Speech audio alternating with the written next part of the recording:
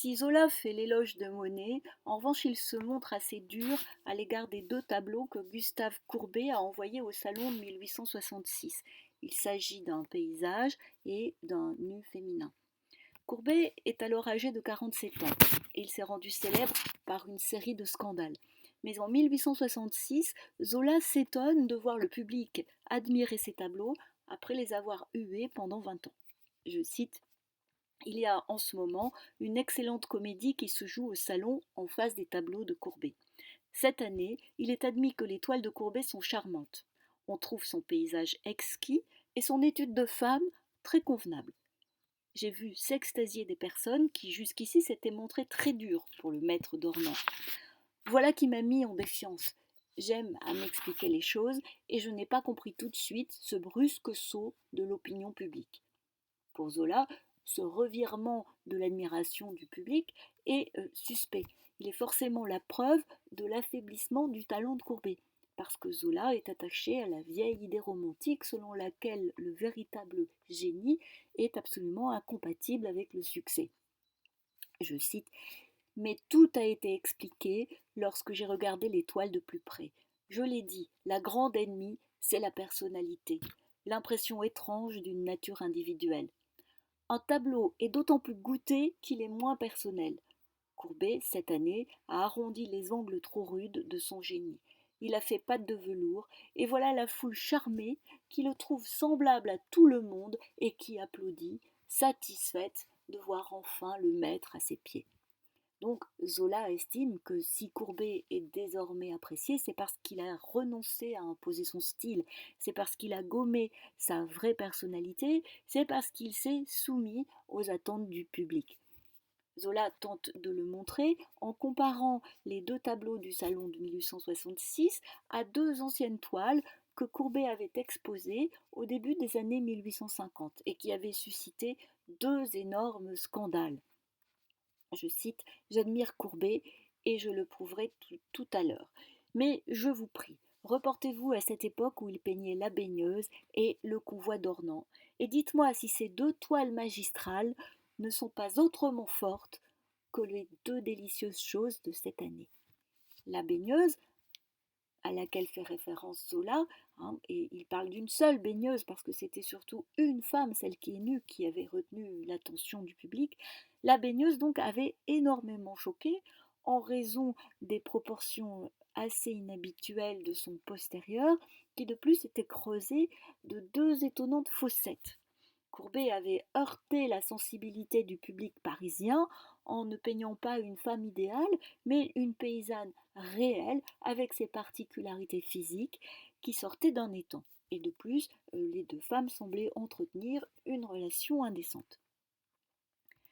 Et puis, 3 ans auparavant, l'enterrement à Ornans avait également déclenché une violente polémique, tout d'abord en raison de son format démesuré.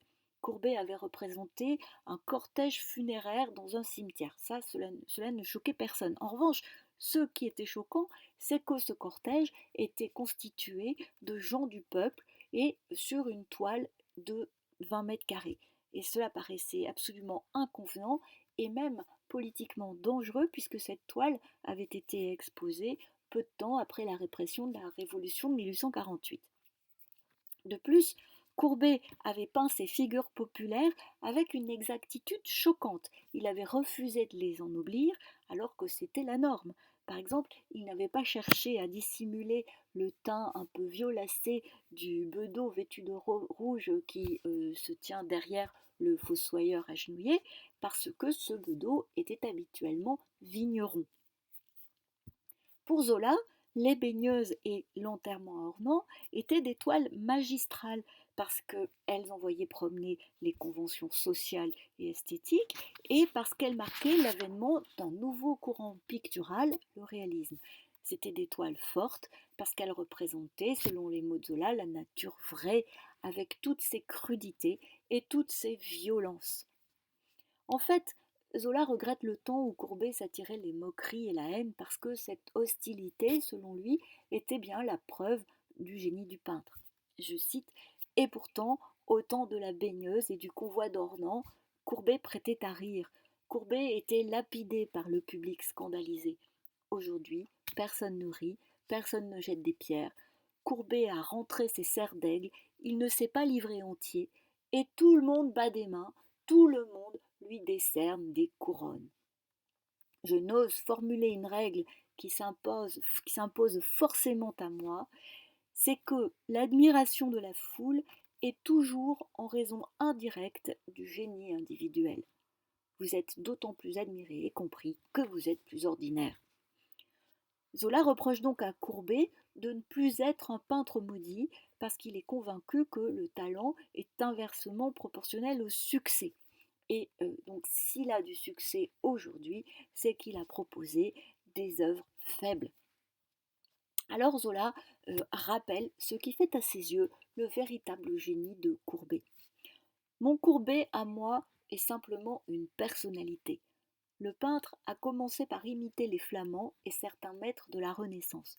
En effet, Courbet, qui est un peintre autodidacte, a commencé par réaliser une série d'autoportraits et dans les premiers, il s'est inspiré de Rembrandt. Puis, Courbet s'est inspiré des peintres de la Renaissance italienne et en particulier de Titien. Zola rappelle ensuite que Courbet s'est détourné du romantisme, qui peignait un monde idéal, pour représenter le monde réel, concret, palpable, positif.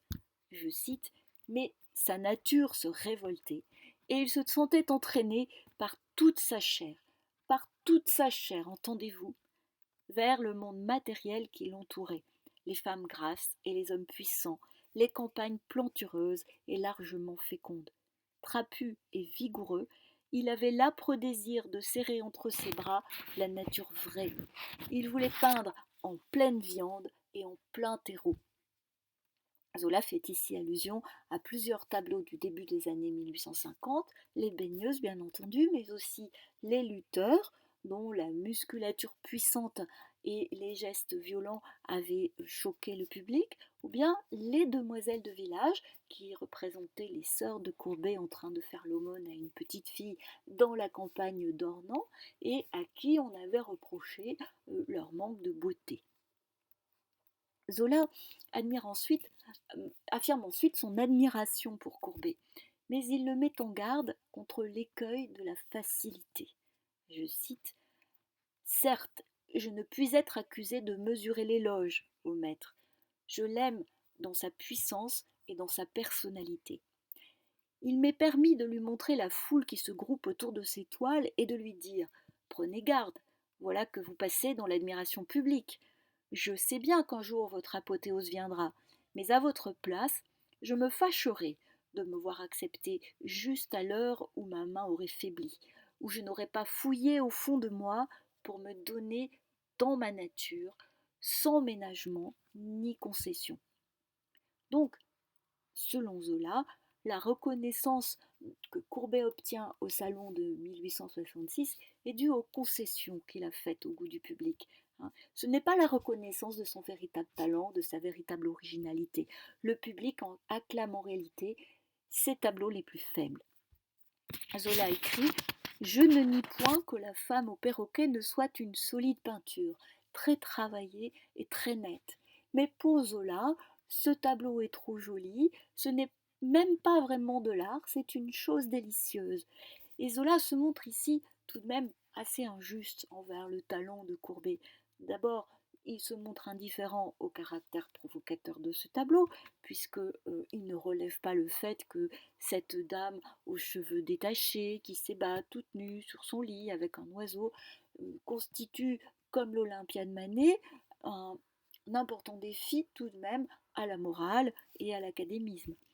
Mais surtout, Zola semble passer à côté du grand talent de Courbet, qui est de rendre sensible, comme Titien, qui est son maître, le caractère moelleux de la chair vivante et la légèreté soyeuse d'une chevelure. Zola n'apprécie pas non plus la grâce saisie sur le vif de ce paysage de sous-bois, ni même son harmonie paisible. Je cite: «Je ne nie point que la remise des chevreuils n'ait un grand charme, beaucoup de vie, mais il manque à ces toiles le je ne sais quoi de puissant et de voulu qui est Courbet tout entier. Il y a douceur et sourire. Courbet, pour l'écraser d'un mot, a fait du joli.» En somme, Zola reproche au dernier tableau de Courbet d'être trop joli, c'est-à-dire de plaire, c'est-à-dire de ne pas être assez dérangeant. Et il leur oppose de nouveau deux anciennes toiles qu'il juge beaucoup plus puissantes parce qu'elles avaient fortement déplu au jury. On parle de la grande médaille. Si j'étais Courbet, je ne voudrais pas, pour la femme au perroquet, d'une récompense suprême qu'on a refusée à la curée et aux chasseurs de pierres et aux casseurs de pierres. J'exigerais qu'il fût bien dit qu'on m'accepte dans mon génie et non dans mes gentillesses. Il y aurait pour moi je ne sais quelle pensée triste dans cette consécration donnée à deux de mes œuvres que je ne reconnaîtrais pas comme les filles saines et fortes de mon esprit. Voilà, Zola invite Courbet à s'attrister de sa reconnaissance au Salon de 1866 parce que, pour lui, la remise de Chevreuil n'est pas une toile aussi forte que la Curée, hein, toile dans laquelle Courbet avait représenté le dépeçage imminent d'un chevreuil mort sous le regard impatient des chiens. C'était donc un tableau assez violent.